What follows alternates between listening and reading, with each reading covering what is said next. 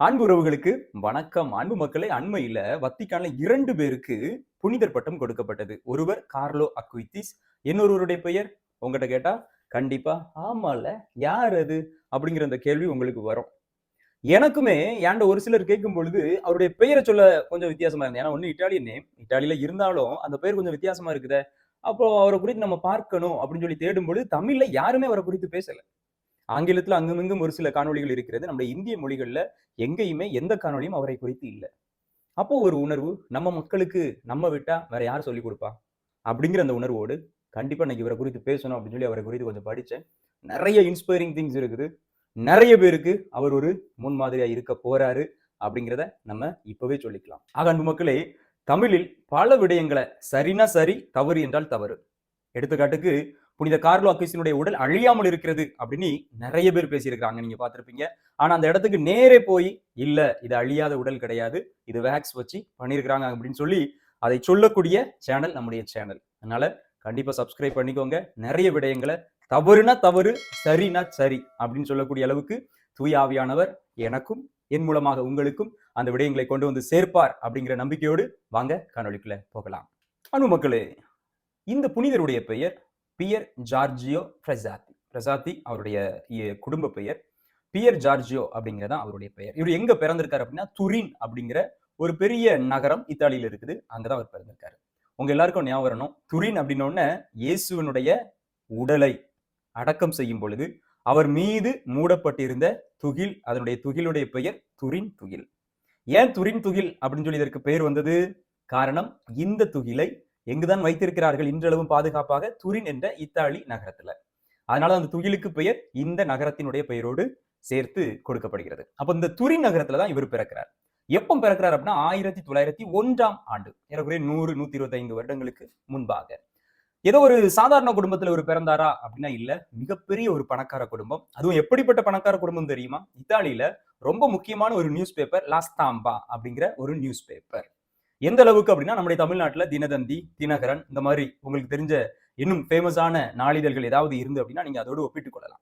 அந்த அளவுக்கு லா ஸ்டாம்பா அப்படிங்கிற இட்டாலியன் நியூஸ் பேப்பர் 100 ஆண்டுகளுக்கு முன்னாடி அவர் பிறக்கும் போது அவருடைய தந்தை, அதுக்கு முன்னாடி அவர்தான் ஃபவுண்டர், அந்த பிரிண்டிங் பேப்பருடைய ஃபவுண்டர், நியூஸ் பேப்பருடைய ஃபவுண்டர் அவர், அதாவது உருவாக்குனவரே அவர் தான். அப்ப எப்படிப்பட்ட ஒரு மிகப்பெரிய குடும்பத்துல அவர் பிறந்திருப்பார் பாருங்க. ஏன்னா இந்த நியூஸ் பேப்பர் இன்னைக்கு வரைக்கும் ரொம்ப ஆக்டிவா, ரொம்ப மக்களால வாசிக்கப்படக்கூடிய ஒரு பேப்பர், நியூஸ் பேப்பர் அப்படின்னு நம்ம உங்களுக்கு சொல்லிக்கிறேன். அப்ப அந்த அளவுக்கு ஒரு பெரிய குடும்பத்துல பிறந்தவர் தான் இந்த பியர் ஜார்ஜியோ. இவருடைய அம்மா பாத்தீங்கன்னா பெரிய ஒரு ஆர்டிஸ்ட். அப்போ தாய் தந்தை இருவருமே நல்ல சம்பாதிக்கிற ஒரு குடும்பத்துல பிறந்த ஒரு பணக்கார குடும்பத்தை சார்ந்தவர் தான் இவர். இவருடைய அன்றாட வாழ்க்கையை நீங்க பாத்தீங்க அப்படின்னா கார்லோ அக்வின்சிஸ் போலவே இவரும் தினமும் திருப்பலிக்கு போயிருக்கிறார், தினமும் நற்கருணை வாங்கியிருக்கிறார், தினமும் நற்கருணை சந்திப்பை அவர் செய்திருக்கிறார். அதுவும் அவர் தன்னுடைய வார்த்தையாலே சொல்லப்பட்டிருக்கிற ஒரு வார்த்தை, மக்களால் இன்றளவும் அங்கு பேசப்படக்கூடிய ஒரு வார்த்தை என்ன அப்படின்னா, என்னுடைய ஆண்டவர் இயேசு கிறிஸ்துவை நான் வாங்குகிறேன், அவரை பெற்றுக்கொள்கிறேன், அவருக்கு நான் பதிலாக என்ன செய்ய வேண்டும் அப்படின்னு சொல்லி பாத்தீங்க அப்படின்னா அவர் சொல்வது, நான் அந்த வாங்கிய இயேசுவை மற்றவர்களுக்கு கொடுக்கிறேன். எப்படி கொடுக்கிறாரா? உதவிகளின் மூலமாக, இன்ப வார்த்தைகளின் மூலமாக, ஆறுதல் கொடுக்கக்கூடிய வார்த்தைகளின் மூலமாக நான் மற்றவர்களுக்கு பகிர்ந்து கொள்கிறேன் அப்படின்னு சொல்லி அவரை எழுதுகிறார். அன்பு மக்களே, இவரை மற்றவர்களும் எப்படி அழைத்தார்கள் அப்படின்னு சொல்லி நம்ம பார்க்கணும். ஏன்னா ஒரு நபர் வாழும் பொழுதே மற்றவர்கள் அவரை என்ன பேசினார்கள் அப்படிங்கறத நம்மளால புரிந்து கொள்ள முடியும். எடுத்துக்காட்டுக்கு அன்னை தெரசா வாழும் போதே நமக்கு தெரியும் அவங்க வாழும் புனிதர் அப்படின்னு சொல்லி எல்லாராலும் அழைக்கப்பட்டவங்க இல்லையா? அதே போல இந்த பியர் ஜார்ஜியோவையும் எல்லாரும் எப்படி அழைத்திருக்கிறாங்க தெரியுமா? The man of beatitudes. Beatitudes அப்படின்னா என்னது? மழைப்பொழிவுல ஆண்டவர் ஒரு 8 வகையான மக்களை பார்த்து பேறு பெற்றோரே அப்படின்னு சொல்வார். You are the blessed people அப்படின்னு சொல்வார் இல்லையா? அதை தான் மற்ற மக்கள் இவரை த மேன் ஆஃப் பியாட்டிடியூட்ஸ், அதாவது அந்த 8 வார்த்தையையும் இவர் வாழ்ந்து காட்டியிருக்கிறார் அப்படிங்கிறது தான் மற்றவர்கள் அன்போடு அழைக்கிறாங்க. இதுதான் பின் நாட்களில் ஜான் பால் II திருத்தந்தையாக இருக்கும் பொழுதே அவர் இவர்களுக்கு முத்தி பேறு பட்டம் கொடுக்கிறார். அந்த முத்தி பேறு பட்டம் கொடுக்கும் பொழுது அவரும் இதே வார்த்தையை பயன்படுத்தினார், மேன் ஆஃப் பியாட்டிடியூட்ஸ் அப்படின்னு சொல்லிட்டு அந்த வார்த்தையை புனித ஜான் பால் II இவருக்கு பயன்படுத்தி அன்போடு அழைக்கிறார்.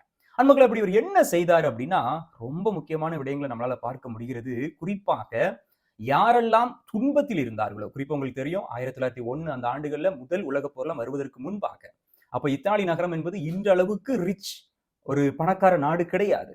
அங்கு நிறைய ஏழைகள் இருந்தார்கள். நிறைய மக்கள் தினமும் உணவுக்கே கஷ்டப்பட்டு கொண்டிருந்தார்கள். கொஞ்சம் யோசித்து பாருங்க, ஒரு 100 வருடத்துக்கு முன்னாடி நம்ம நாடும் அப்படிதான் இருந்திருக்கும் இல்லையா? அப்ப அந்த நேரத்துல இவர் நிறைய நேரத்துல இவருடைய உணவை கல்லூரிக்கு எடுத்து செல்லும் பொழுது அந்த உணவை ஏழை எளிய மக்களுக்கு கொடுத்திருக்கிறார். நிறைய இவருடைய வாழ்க்கையில நம்ம பார்த்தோம் அப்படின்னா, இவர் நிறைய பேருக்கு தன்னுடைய ஆடையை கலத்தி கொடுத்ததாகவும், தன்னுடைய காலணி ஷூவை கலத்தி கொடுத்தார். துரின் அப்படிங்கிற நகரம் எல்லாம் ரோமை போன்று அல்ல. ரோம் கொஞ்சம் ஹீட்டா இருக்கும். நிறைய பனிமழை அப்படிங்கிறதுலாம் அங்க பொழிவது ரொம்ப அபூர்வம். ஆனா துரின் அப்படிங்கிற அந்த இடத்துல எல்லாம் அதிக பனிமழை உண்டு. அப்ப அந்த நேரத்துல எல்லாம் தன்னுடைய காலணியை ஷூவை கலத்தி மற்றவர்கள் கொடுத்துட்டு வெறும் காலாக இவர் நடந்து சென்றதெல்லாம் இவருடைய வரலாற்றில் எழுதி இருக்கிறார்கள். மக்கள் இதெல்லாம் பொய்யா இருக்குமா அப்படின்னா, கடைசி ஒரு விடயம் சொல்றேன். இதெல்லாம் பொய் இருக்க வாய்ப்பு இல்லை. ஏன் அப்படிங்கிறதுக்கு ஒரு ஆதாரம் இருக்கிறது. அதை நான் கடைசி சொல்றேன். அப்ப இவர் எப்பொழுதுமே அடுத்தவர்களுக்கு உதவுவதில் தன்னை முழுமையாக அர்ப்பணித்திருக்கிறார். அவர் நினைச்சிருந்தா, நான் பெரிய வீட்டு பணக்காரன்ல, நான் ஏன் இப்படி எல்லாம் கஷ்டப்படணும், நானும் சந்தோஷமா இருக்கலாம். இன்னைக்கு நம்ம வீட்டு பிள்ளைகள் எப்படி இருக்கிறோம், யாருக்காவது உதவுறோமா, எனக்கு யாராவது ஏதாவது கொடுத்தா நல்லா இருக்கும் அப்படிங்கிற ஒரு மனப்பான்மையோடு தான் இன்னைக்கு நிறைய பேர் நம்ம வாழ்ந்துகிட்டு இருக்கிறோம். எப்படி இவரை மற்றவர்களிடம் இருந்து ஆண்டவர் தேர்ந்தெடுக்கிறார், புனிதர் ஆகிறார் அப்படிங்கிறதுக்கு இந்த விடயங்களை எல்லாம் நம்மளால பார்க்க முடிகிறது. பணக்கார குடும்பத்தில் பிறந்தாலும் எல்லா சொத்து சுகம் எல்லாவற்றையும் விட்டுவிட்டு இவரு மக்களுக்காக தன்னுடைய பணியை செய்து கொண்டிருக்கிறார் அப்படின்னு நம்ம பார்க்கிறோம். அன்மக்களே, இன்னொரு ரொம்ப முக்கியமான ஒரு விடயம், சென்ட் வின்சென்ட் தே பால் சொசைட்டி உங்க ஊர்ல கண்டிப்பா இருக்கும், உங்க பங்குல கண்டிப்பா இருக்கும். தெரியல அப்படின்னா அந்த சொசைட்டியை பத்தி தெரிஞ்சுக்கோங்க. இது ஒசானம் அப்படிங்கிற ஒரு புனிதரால உருவாக்கப்பட்ட ஒரு சொசைட்டி. என்கிட்ட கூட ஒரு அம்மா, ஃபாதர் இவரு வின்சென்ட் தே பால் சொசைட்டியை சார்ந்தவர் நினைக்கிறேன், இவரை பற்றி கொஞ்சம் பேசுங்களேன் அப்படின்னு சொல்லி என்கிட்ட சொல்லியிருந்தாங்க. இவரை பத்தி எங்களுக்கு கொஞ்சம் சொல்லுங்களேன் அப்படின்னு சொல்லிட்டு. உண்மையிலே பார்க்கும் பொழுது எனக்கு அதுக்கப்புறம் தான் தெரிஞ்சது, எஸ் இவர் வின்சென்ட் தே பால் சொசைட்டியை சார்ந்தவர் அப்படின்னு சொல்லி. ஏன்னா புனித சவேரியார் கல்லூரி பாளையங்கோட்டையில படிக்கும் பொழுது நானும் வின்சென்ட் தே பால் சொசைட்டியுடைய ஒரு உறுப்பினராக நிர்வாக பொறுப்புலாம் இருந்த நாட்கள் உண்டு. என்ன செய்வோம், இந்த மக்கள் என்ன செய்வாங்க அப்படின்னா, அன்றாடம் கல்லூரியில என்ன பண்ணோம் அப்படிங்கறத நான் சொல்றேன். மற்றபடி உங்க ஊர்ல நிறைய பணிகளை அவங்க செஞ்சுக்கிட்டு இருப்பாங்க. கண்டிப்பா உங்களுக்கு தெரியும். அதை நீங்க தெரிஞ்சா கீழே கமெண்ட்ல சொல்லுங்க. ஓகேவா? ஓகே. இப்போ நான் சொல்றேன், நாங்க கல்லூரியில படிக்கும்போது என்ன செய்வோம் அப்படின்னா, மதியத்துக்கு பிறகு வகுப்பு முடித்த பிறகு நாங்க அப்படியே ஒவ்வொரு வீடுகளுக்கா ஒரு பைய தூக்கிட்டு போவோம். உண்மையில கிண்டல் அடித்த நண்பர்கள்லாம் உண்டு, உங்களுக்கு வேற வேலை இல்லை அப்படின்னு சொல்லிட்டு. ஆனா நாங்க நிறைய பேர் பைய தூக்கிட்டு போவோம். நிறைய பேரும் சொல்லிட முடியாது, நிறைய உறுப்பினர்கள் இருப்பாங்க. ஆனா நாங்க ஒரு 10 பேராவது அங்கும் இங்குமாக பிரிச்சு பைய எடுத்துட்டு போவோம். எதுக்கு அப்படின்னா, அரிசியை வாங்குவோம். மக்கள்கிட்ட போய் அரிசியை வாங்கி இல்லாத குடும்பங்களை நாங்க ஏற்கனவே தேர்ந்தெடுத்து வச்சிருப்போம், லிஸ்ட் போட்டு வச்சிருப்போம். இந்த மாசம் இவங்களுக்கு கொடுக்கணும், இல்ல இந்த வாரம் இவங்களுக்கு கொடுக்கணும், இந்த மக்களுக்கு ஒரு 5 கிலோ அரிசி ஒரு 50 ரூபாய் அல்லது ஒரு 100 ரூபாய் இவ்வளவுதான் கொடுக்க முடியும். ஆனாலும் இதை வாங்குறதுக்கு ஐயோ, ஒண்ணு நமக்கு நேரம் கிடைக்கணும், என்ன ஒண்ணு அந்த வீட்டுல போய் கரெக்டா அந்த டைம்ல கேட்கணும். சில நேரத்துல என்ன சொல்லுவாங்க, எப்ப ஆள் இல்ல போங்க அப்படின்ட்டுருவாங்க. சில நேரத்துல நாளைக்கு வாங்க அப்படின்ட்டுருவாங்க. சில நேரத்துல அரிசி எங்களுக்கே இல்லப்பா அப்படின்னு சொல்லி திட்டுவாங்க. ஆனாலும் அந்த மாணவ பருவத்துல நாங்களும் இந்த பணியை செய்திருக்கிறோம். அப்போ எனக்கு இதெல்லாம் அவருடைய வாழ்க்கையை பார்க்கும் பொழுது ரொம்ப மகிழ்ச்சியாக இருந்தது. உண்மையிலேயே வின்சென்ட் தே பவுல் சொசைட்டி அப்படிங்கிற அந்த ஒரு பக்த சபை அப்படிங்கிறது உண்மையிலே we have to hats off to them. அவங்களுக்கு நம்ம தலை வணங்கணும். அவங்களுடைய எண்ணிலடங்காத விடயங்களை நிறைய பேர் பெற்றிருக்காங்க. நான் முதல் வருடம் இருந்த பங்களே எந்த பக்த சபை கூட்டத்தையும் நான் மிஸ் பண்ணிருக்கணும் இல்லையோ, வின்சென்ட் தே பவுல் சபை கூட்டத்தை நான் மிஸ் பண்ணவே மாட்டேன். ஏன்னா அங்கு ஜெபிப்பது அதே நேரத்துல சேரிட்டி ஒர்க் பண்றது ரொம்ப அதிகம். ஏன்னா ஆண்டவர் சொல்லுவார் இல்லையா, செயல் இல்லாத விசுவாசம் செத்த விசுவாசம் அப்படின்னு சொல்லிட்டு.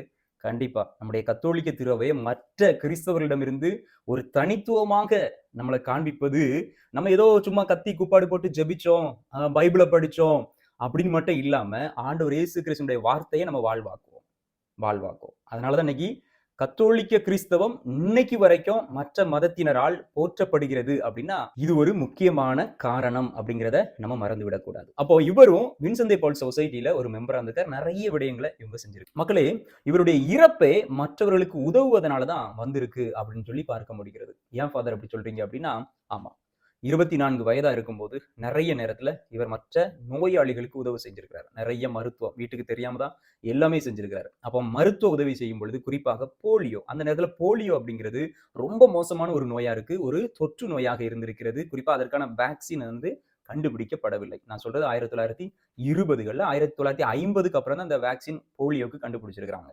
அப்ப இது இருமல் மூலமாக, குடிக்கிற தண்ணி, பருகிற தட்டு, இதன் மூலமாக பரவுவதற்கு வாய்ப்பு உண்டு. அப்படி இவருக்கு ஒரு தொற்று வந்திருக்கிறது.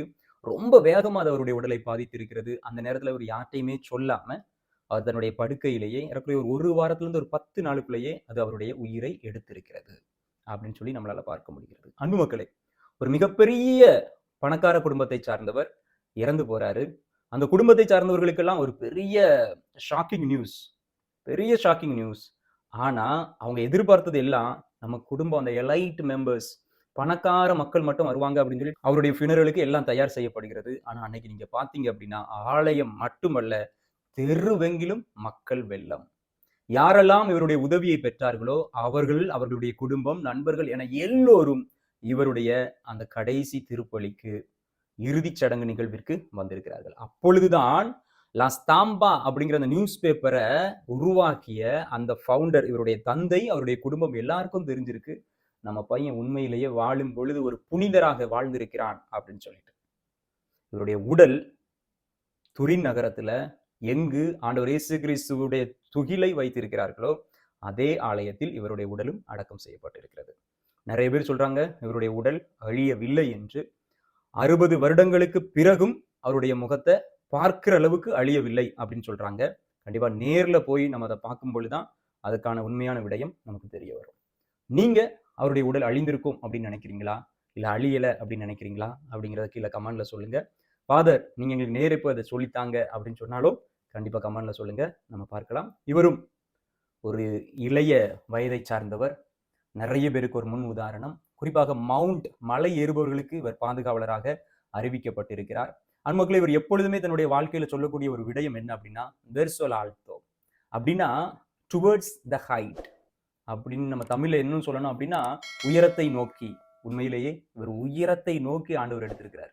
காரணம், இவருடைய வாழ்க்கை அவ்வளவுக்குள்ள ஒரு தரமான கிறிஸ்துவனுடைய மதிப்பீடுகளை வெளிப்படுத்துகின்ற வாழ்க்கையாக இருந்திருக்கிறது. வாழும் பொழுதே இவர் உயர்ந்த ஒரு வாழ்க்கையை தான், மற்றவர்களிடமிருந்து உயர்ந்த ஒரு வாழ்க்கையை தான் வாழ்ந்திருக்கிறாரு. இப்பொழுது இறைவனால் மீண்டும் உயர்த்தப்பட்டிருக்கிறார்.